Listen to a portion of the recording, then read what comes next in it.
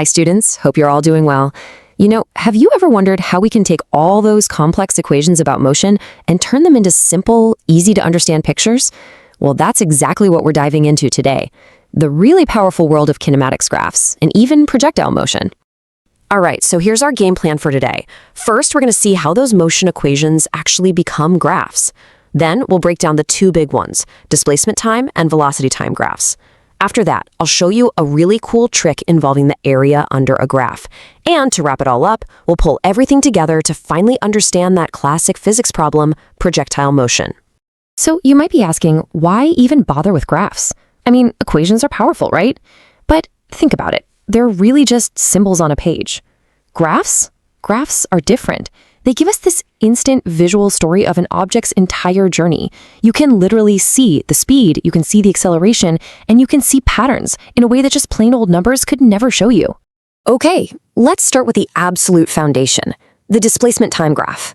Really, it's the simplest way to map out an object's position as time goes by. And to keep things simple, we'll begin with the most straightforward case you can imagine, an object that's just moving at a perfectly constant velocity. So, constant velocity. What does that actually mean? Well, it's simple. It just means an object isn't speeding up and it isn't slowing down. It's just cruising along, covering the exact same amount of distance every single second. And it's this steady, consistent progress that creates that perfectly straight, upward-sloping line you see on a displacement time graph. And right here, this is our first huge takeaway. You've got to lock this in. This simple little line tells us everything.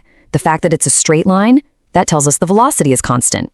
But even more important, the steepness of that line, what we call the slope, that tells us exactly what the velocity is. So if you remember one thing from this part, remember this. For a displacement time graph, the slope is the velocity. Okay, let's make this a little more real. Picture a car, and it's driving at a perfectly steady 10 meters per second. So after 1 second, where is it? 10 meters down the road. After 2 seconds, 20 meters. 3 seconds, you got it, 30 meters. See that pattern? That equal jump in displacement for every equal jump in time, that is precisely what creates that nice straight line. And you know what? This brings us right back to that simple equation that governs this whole thing. Displacement x equals velocity v times time t. All that graph we've been looking at is just a visual story of this exact formula. Okay, that's pretty cool. So we've plotted where an object is. But what if we want to plot how fast it's going? Well, that brings us to our next big tool, the velocity time graph. And this is the real key to understanding acceleration. You starting to see a pattern here? Just like a straight line on the last graph meant constant velocity, a straight line on a velocity time graph means constant acceleration. It means the object's speed is changing by the exact same amount every single second. And you probably guessed it, the slope of this line gives us the acceleration. Let's picture a cyclist this time. They're starting from a dead stop, and they are really cranking on the pedals. Now, if they accelerate at a nice steady 2 meters per second squared, what happens to their velocity? It just climbs and climbs, super consistently. At 1 second, they're doing 2 meters per second. At 2 seconds, 4 meters per second. That constant increase in speed is what creates this straight line graph. And if you calculated its slope, it would be exactly 2. And just like before, the graph is simply bringing an equation to life. That formula, final velocity v equals initial velocity u plus acceleration a times time t, well, every single point on that line follows that exact rule. It's the formula in picture form. Okay, so let's circle back for a second. What happens to our original displacement time graph when we throw acceleration into the mix? Well, it's not a straight line anymore. It actually becomes a curve. And why is that? It's because the object is covering more and more ground with each passing second. The slope of the line just gets steeper and steeper, which is the graph's way of telling us that the velocity is constantly increasing. All right, so we've established that the slope of these graphs tells us something incredibly important. But that's not the whole story. There is another secret, another piece of information hidden in that velocity time graph. And this secret, it isn't in the slope. It's in the space underneath the line. Now, this next part is a massive idea in kinematics, so listen closely. The area under the velocity time graph represents the displacement. Let me say that again because it's that important. The area under the graph tells you exactly how far the object has traveled. This is an incredibly powerful tool. Let me show you just how easy this is. Let's imagine an object, and it's moving at a constant 5 meters per second for a total of 4 seconds. If you plot that on our graph, what shape do you get? A simple rectangle. And what's the area of a rectangle? Base times height, right? Well, the base of that rectangle is the time, that's 4 seconds. And the height, that's the velocity, 5 meters per second. So to find the area, all we have to do is multiply the base times the height. 4 seconds times 5 meters per second gives us 20 meters. And that's it. The area under the line is 20, which means the object's displacement is 20 meters. It is literally that direct. No tricks. And here's the really amazing part. This whole idea doesn't just work for simple straight lines. No way. Even if the acceleration is all over the place and the velocity time graph is some kind of crazy curve, the rule is exactly the same. The area underneath that curve still gives you the total displacement. We can even get a pretty good estimate just by counting up the little grid squares. Okay, deep breaths. We have pretty much mastered motion in one dimension, up and down or left and right.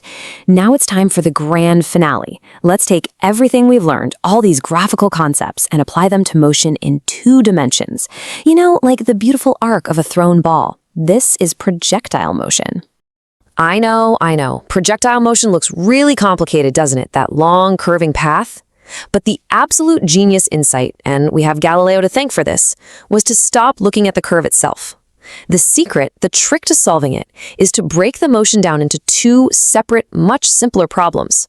You look at its horizontal travel, and you look at its vertical travel. And the best part? We can analyze them completely independently of each other. Listed are the main insights for the heading discussed.